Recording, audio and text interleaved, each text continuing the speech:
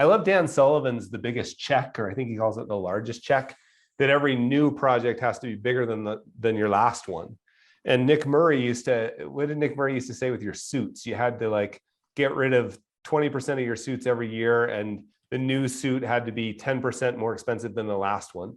So I'm not advocating any of that stuff. Wow, I have really failed that one, but okay. Me too. But like the math is very similar, right? Like you could say, I'm not going to get rid of anyone. I'm only going to bring on, every new client has to be, equal to my top 10% instead of my average, and then figure out ways to get more efficient. And like the more efficient could be, instead of thinking I have to hire a whole person at once, right? Like I can afford to start outsourcing little bits and getting more efficient. One of my friends who was he is an ER doctor. I remember he was my neighbor and my friend, and we climbed a lot together. We skied a lot together, and I got hurt once, and he took me into the ER through the back door, and like he sewed me up on his kitchen table once, but this one required we had to actually go to the ER. And we went in, everybody was so happy he was there. Like whatever, I'll just call him doctor. He was walking through the staff, the admin staff, the nurses, the other doctors were like, doctor, they give him high fives. And I was like, man, what's that all about? And he said, things get stressful around here when they get backed up, and I get things moving.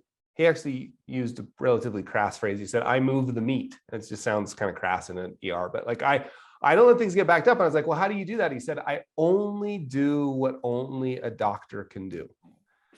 And he gave me examples of like, my partners will call the primary care physician because they have a question. And they think it's only going to take 2 minutes to get the primary care physician on the phone. And even if it did only take 2 minutes, somebody else can call the primary care physician and get that information. The doctor doesn't have to do that. And it ends up taking 20 minutes. Right. That's an example of like, you can get in that mindset and say, okay, how much could I clean up so that I could not get rid of anybody and afford to bring on some higher end clients? Maybe I can do that through outsourcing. Maybe I can do that. And it's pretty shocking how much you can delete and delegate. Because like delete, delegate, do, right? It's pretty shocking how much you can delete, delegate, do. So that would be one way, right? Like we've talked about that before, just being more efficient. Greetings, Carl here. Now that little clip you just watched of Michael Kitces and I, that's from our podcast, Kitces and Carl. And I love those conversations.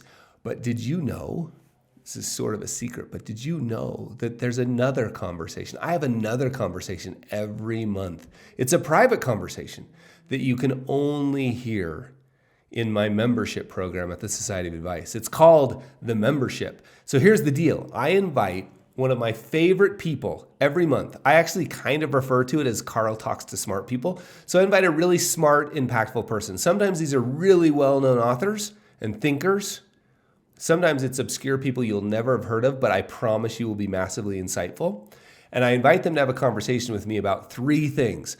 Number 1, the craft of advice. And remember, these are almost always people from outside the financial services industry. So how to give better advice.